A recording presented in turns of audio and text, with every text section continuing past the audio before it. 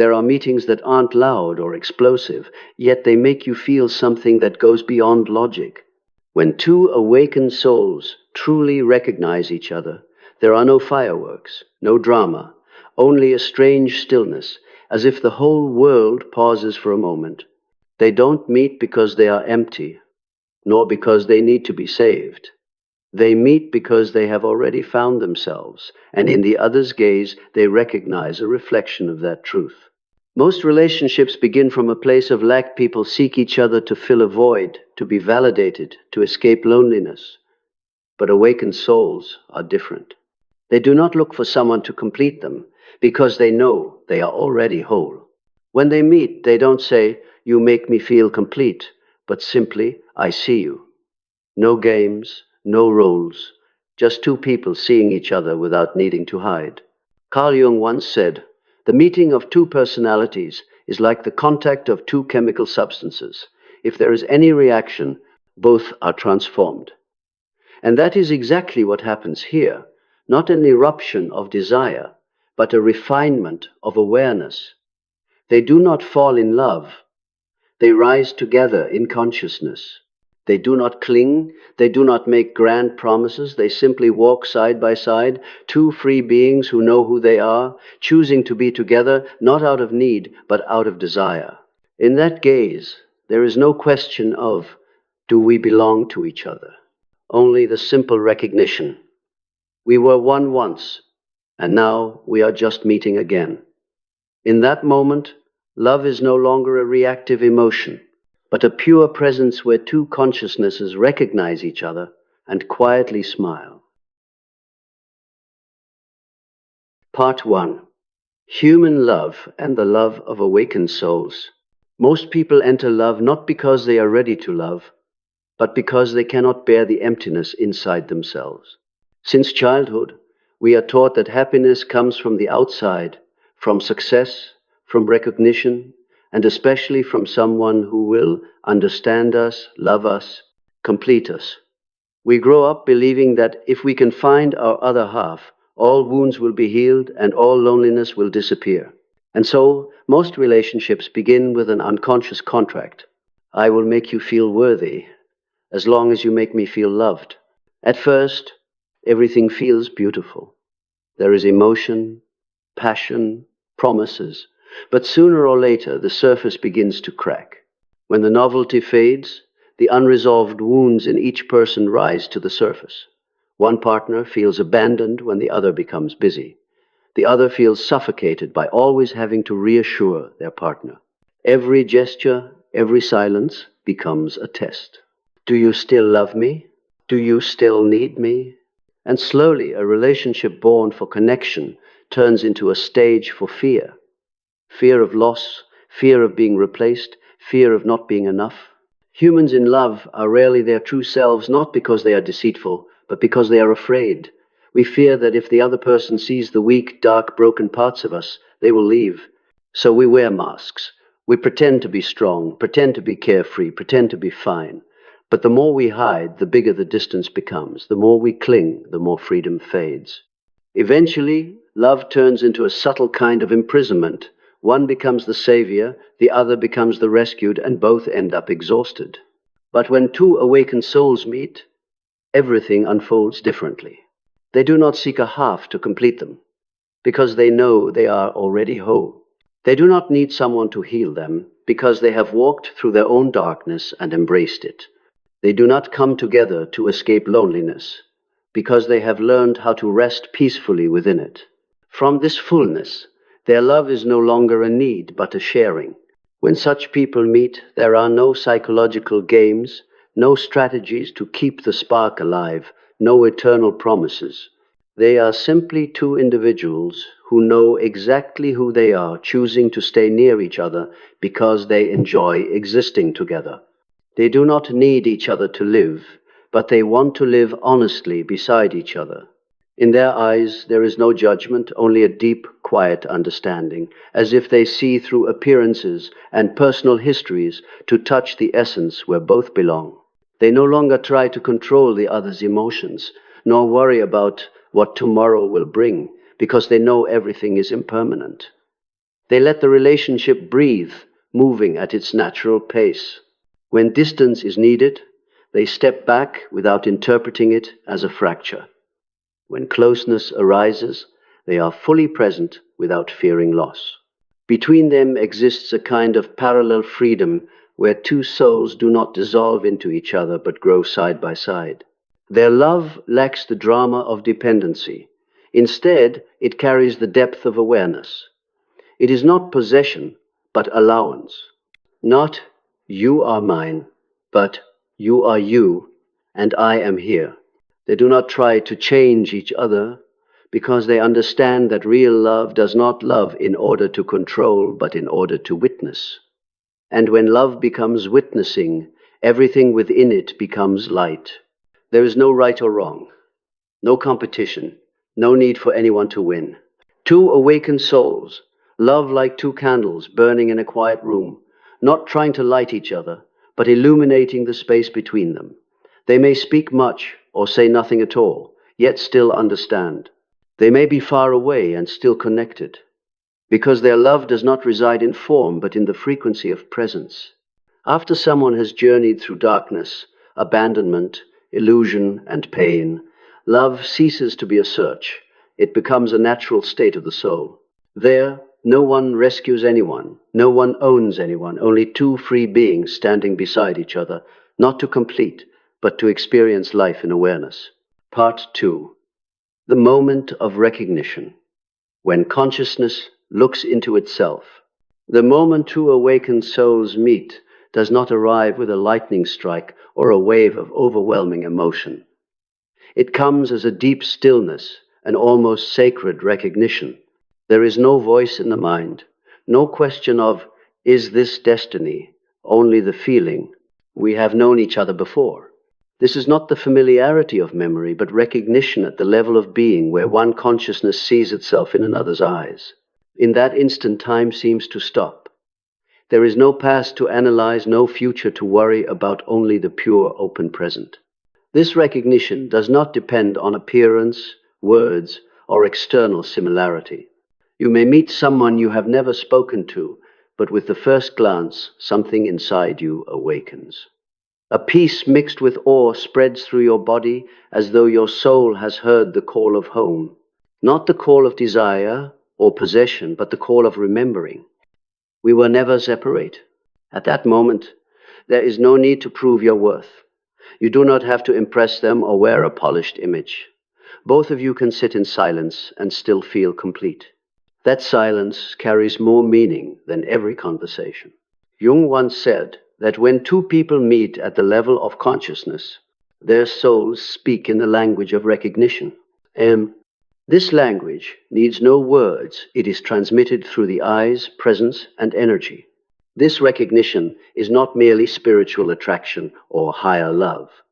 It often comes with an inner trembling. When you see the deepest part of the other person, you also see that same part within yourself.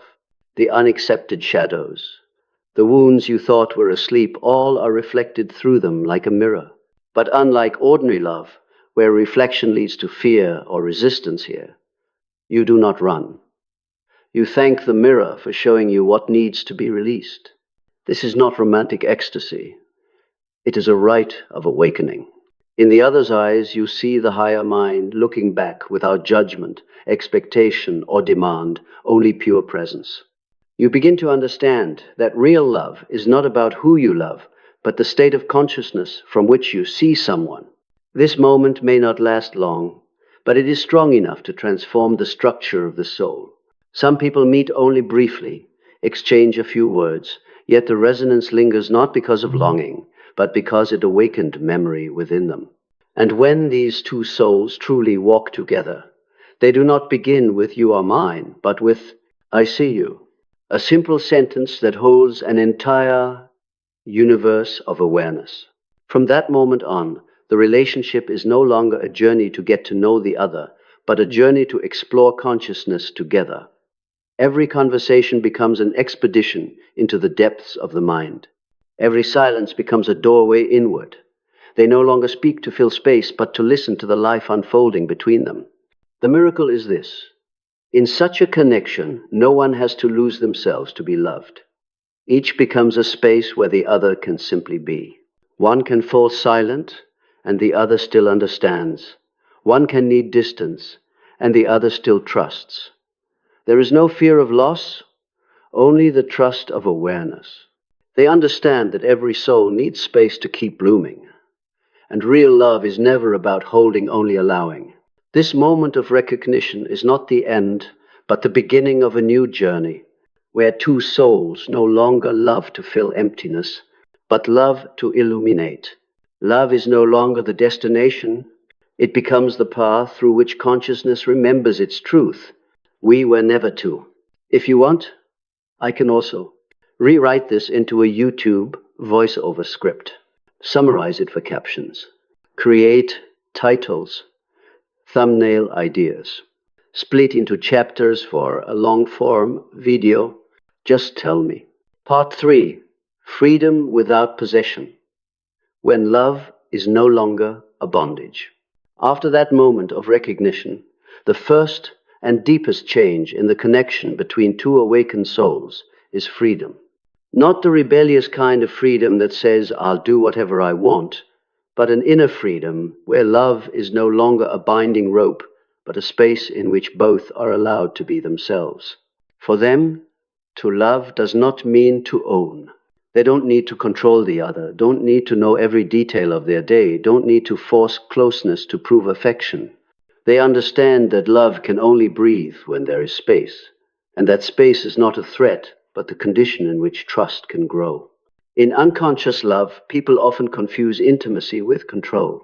When they love, they want to know, to keep, to merge the other with themselves, as if they don't hold on tightly, they will lose them. But in the love of awakened souls, intimacy only has meaning when it does not violate. They can share everything, yet still respect each other's inner world. They know that in every human being there is a sacred garden, a place where no one but that person may step in. And instead of trying to unlock that garden, they stand outside, watching it bloom, honoring it as a sacred part of the one they love. When they love this way, there are no phrases like, you are mine or I am yours. Both understand no one belongs to anyone. The other is not a possession, not a prize, not a mirror to reflect their ego. The other is a free soul breathed into their life by God like a gust of wind and able to leave at any moment when the wind changes direction. That truth does not frighten them, it makes them grateful. Because when we know something can be lost, only then do we truly cherish every moment it is still here. They love as if there is nothing to keep, yet nothing to lose. It is precisely this paradox that makes their love deep and enduring. They do not demand the other's constant presence in order to feel safe, because their safety does not lie in the relationship, but in their connection with themselves. If the other leaves, sadness may come, but not collapse. They do not see love as a shelter from loneliness, but as a space where two people learn how to rest within freedom. This does not mean there is no attachment between them. There is, but it is a non-possessive attachment, like two rivers flowing side by side, sometimes merging, sometimes parting, yet both ultimately running toward the same great sea, the sea of consciousness. They do not need to hold each other with a forever promise, because they know that true love is not measured by time, but by the depth of presence. 1 hour together in awareness can be worth more than 10 years walking side by side in unconsciousness. This freedom also makes them honest in a way that is rare. No more silent treatments as manipulation, no more empty promises to keep the other from leaving. They can say, today I need to be alone, without fear of being misunderstood. They can share their deepest fears and doubts without fearing judgment. It is precisely this honesty that nourishes trust, the kind of trust that needs no oaths, because it is built from presence and consistency. The interesting thing is that when they no longer try to hold on, love remains. When they are no longer afraid to lose, the relationship becomes more stable. This letting go is not indifference, but the wisdom of the heart. They understand that love is not a chain, but a door opening to the sky. And in that open sky, they see the one they love blooming in their own way, not because of them, but because the freedom within them is allowed to live. Carl Jung once wrote, "No one can possess another's soul, for in doing so he kills what he loves." Two awakened souls understand this. They do not force the other to walk with them to the very end of the road, but choose to walk together while their paths still cross. When they reach a crossroads, they do not cling. They simply smile and bless each other's way forward, because they know that souls who have truly met once in awareness never truly part. For them, love is not a prison but a sky, a place wide enough for each to spread their wings and gentle enough for them to fly side by side without hurting each other. They do not fly out of fear of losing one another, but fly because they know that only when both are free can love truly soar. Part 4. Communication and the silence of the soul, when words become a bridge of consciousness. When two awakened souls are together, their communication is no longer ordinary dialogue, but a form of energetic harmony. They do not speak to prove, nor speak just to be heard, but speak to explore together. Every conversation ceases to be, "I talk," you respond, and becomes two streams of consciousness weaving through, reflecting and expanding one another.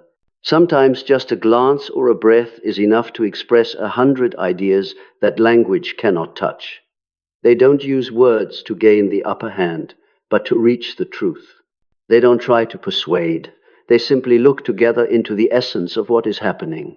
In unconscious love, communication is often where conflict is born. One side wants to be understood, the other wants to be right. Words turn into weapons for defense or attack. People speak to save face, to blame, to create the illusion of control. But once awareness opens, language is no longer a tool of the ego, but a tool of connection. Two awakened souls can disagree without dividing, because they do not identify with their viewpoints. They understand, my opinion is not me. So even when they differ, they still respect each other's space, because what matters is not who is right, but the truth that wants to be seen through them. There is a special way they listen to each other. When one speaks, the other does not interrupt, does not prepare rebuttals in advance, does not analyze. They listen with their full presence. They listen not only with their ears, but with their heart, their feeling, their intuition. They hear not only what is said, but also what is unsaid, the subtle vibrations in the spaces between words, because they understand that sometimes silence itself is the deepest answer. There are evenings when they sit together and no one speaks, not because there is nothing left to say, but because nothing more needs to be said. Between them, silence is not a gap, but the language of understanding. Every breath, every glance, every small movement carries the energy of resonance. The silence between them does not fall into emptiness, but is full of meaning. It is the highest form of communication, where two souls no longer need sound to understand each other, like two instruments vibrating at the same frequency, resonating without having to touch. This communication is not just about lofty topics. They can talk about the simplest things: work, the weather, a meal, or the sound of rain at the window, and yet each subject becomes a doorway into the present moment. Because when an awakened soul speaks, whatever they speak about comes from total presence. They do not speak to run away from inner emptiness, but speak from the deepest place in the heart, where everything is felt clearly and truthfully. The other listens not to reply, but to experience the moment together. And in that moment, love is reborn, not through words, but through shared awareness of existence. Interestingly, they can also argue, but never with bitterness. They can see things from different angles and still smile, because they know the goal is not to win, but to widen perception. Every argument becomes a lesson in humility, in mental flexibility, in the understanding that no one holds the whole truth. They learn to stand in their own truth, while leaving space for the other's truth to exist. And because they are not confined to conventional patterns of communication, they can speak of the deepest things without fear of being misunderstood. Dreams, fears, feelings of loneliness, unfilled spaces. When one speaks of their inner darkness, the other does not rush to comfort or fix them, but simply sits beside them, listening, holding space for them to illuminate themselves.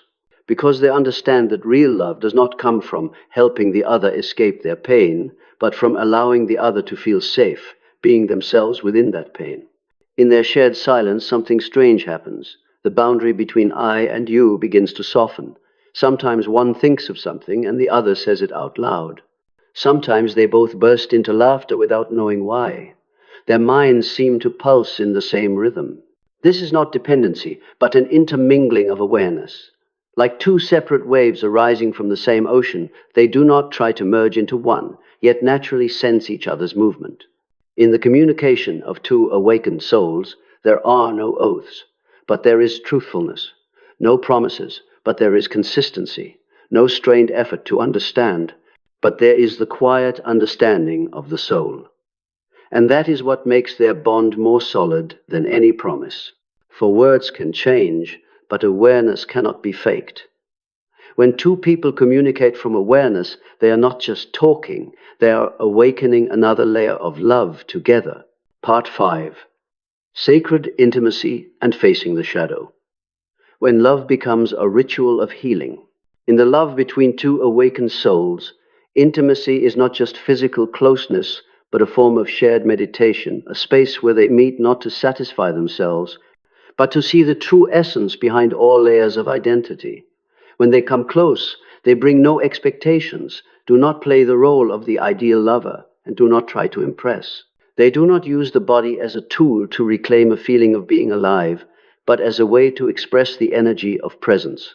Because of this, every gesture, every touch carries a different quality, slow, deep, conscious, and full of respect. Between them, intimacy is not the climax of passion, but a ritual of energetic harmony. When they touch each other, they feel not only flesh, but the flow of consciousness moving through two bodies. There are moments when all boundaries seem to dissolve. There is no longer me and you, only one stream of life becoming aware of itself. This is not fantasy or superstition. It is the state in which mind and body are completely aligned, no longer driven by desire, but guided by awareness. What is even more precious is this: they are not afraid of each other's darkness. In this kind of relationship, darkness is not an enemy, but a part that needs to be understood and loved. When the other reveals fear, insecurity, or old wounds, they do not react with judgment or withdrawal. Instead, they hold space, listen, and allow the other to be vulnerable. They know that light does not exist on its own. It only has meaning when it shines upon the dark. And in awakened love, every time they see each other's shadow and still choose to stay, that is a moment when light expands. Carl Jung once said, "One does not become enlightened by imagining figures of light, but by making the darkness conscious." Two awakened souls in love understand this deeply. They do not run away from conflict or subtle tension. When hurt arises, they do not go silent to punish, nor raise their voice to prove a point. They turn together toward whatever feeling is happening and look at which part of the self is being triggered. Instead of asking, "Who is right?" they ask, "Which part of me is afraid?" And thanks to this honesty, every clash becomes an opportunity to grow. Their intimacy, therefore, does not only take place in moments of tenderness, but also in the times when they face the darkness together. When the other is hurting, they do not say, "Don't be sad anymore," but "I'm here." When the other is angry, they do not counterattack, but become still and listen until the wave of emotion recedes. They do not try to fix each other, because they know true healing is not changing the other person, but staying with them while they face themselves. Intimacy in this relationship carries a quiet sacredness. It is not the drama of passion, but the depth of trust, the trust that we can let the other see the raw, vulnerable, even ugly parts in us, and still be met with an unjudging gaze. When that happens, body and soul unite, the heart opens, fear dissolves, and presence itself becomes healing light. Sometimes, in their most intimate moments, they do not say, "I love you," but simply look at each other for a long time, and both understand that what is happening goes beyond personal love. It is the meeting of cosmic energy, where life is experiencing itself through two forms. Every kiss, every breath becomes a prayer. Not a plea, but an offering of gratitude. gratitude for existing, for feeling, for seeing clearly. And because their love is not based on possession, closeness is never an obligation. They do not need to touch to validate their love, nor do they fear that distance will weaken their bond. There are times when they need to withdraw into their own silence to listen to themselves and the other understands without feeling rejected. On the contrary, when they meet again, the connection feels even deeper because it is born from inner freedom, not from dependence. When two awakened souls share intimacy, they do not make love in the ordinary sense they are present together. They let life flow through, without forcing, without expectation, only with complete openness. And in the end, what remains is not just pleasure, but a profound stillness in which both feel they have just touched the infinite within each other. In that moment, they understand that love is not only something that happens between two people, but a doorway into the sacred. It is where darkness is embraced, light is expanded, and life is reborn not from desire, but from awareness. This is sacred intimacy. When love is no longer me and you, but the union between consciousness and existence. Part 6, conflict as a mirror of awakening, when differences become the path home. Even between two awakened souls, conflict still appears. But unlike most relationships, where arguments arise from the need to dominate, defend, or protect oneself here, conflict becomes a subtle tool for recognizing the ego. It is no longer something to avoid, but a lesson in truth. When discord arises, they do not ask, who is right, who is wrong, but which part of me is reacting? Each time they feel hurt, they do not rush to blame the other, but pause to listen to the wound inside. They understand that the feeling of being offended does not come from the other's action, but from the part within us that has not yet healed. So instead of trying to win, they choose to bring light to themselves. For example, when one feels uncared for, instead of saying, "You don't love me anymore," they take a deep breath and ask themselves, "Why does your silence scare me this much?" When the other feels criticized, they do not strike back, but look into the feeling of being threatened within. Both use conflict as a mirror, where every small reaction is a chance to see the unlit parts. And from there, love becomes a laboratory of consciousness, where every collision is an opportunity to expand compassion. What is special is that they do not try to avoid disagreements. They allow differences to exist because they know that truth does not have a single shape. They can look at the same issue from two completely different angles, but instead of trying to persuade each other, they converse with awareness. When one speaks, the other listens not to react, but to understand the emotional context underneath. They see that behind every difference, the deepest human motive is still the same: the wish to be loved and to feel safe. Therefore, in moments of tension, instead of creating more distance, they become still. They may step away from each other for a few hours or a few days, so that each can listen inwardly. But they always return not to solve the problem, but to restore connection. They do not need to agree on everything because they know agreement is less important than the awareness of love still being there. When a soul has matured enough, it no longer fears being wrong, being weak, or being misunderstood. They can say, "I'm sorry," without feeling it is a defeat, and say, "I need some time," without fearing that love will be lost. They understand that truth does not threaten love. Only the ego feels threatened.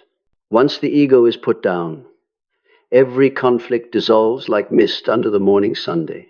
In this relationship, forgiveness is not a single act, but a natural state. They no longer carry a list of each other's mistakes. They do not forget, but they no longer need to bring things up. They see that the other is simply acting from the level of awareness they had at that moment. And when they truly see this, anger cannot stay. Sometimes, the most intense clashes become their greatest leaps in awareness. After each time they journey together through misunderstanding, they find themselves closer, more genuine, and lighter. Not because they are more compatible, but because with each episode a piece of the ego falls away. Each argument ends not in victory, but in stillness, where both realize there was never anything worth protecting except love itself. That is when they understand. Awakened love is not the absence of conflict, but the ability to love even within conflict. Not absolute agreement, but accepting difference within absolute awareness. Not avoiding hurt, but knowing how to look at hurt through the eyes of compassion. And it is precisely through these confrontations that their love becomes more real, deeper, and more stable. Because they have understood that each conflict does not break the bond, it purifies it of illusion. After every storm, what remains is not fragments, but the pure essence of love, no longer driven by need, only by presence.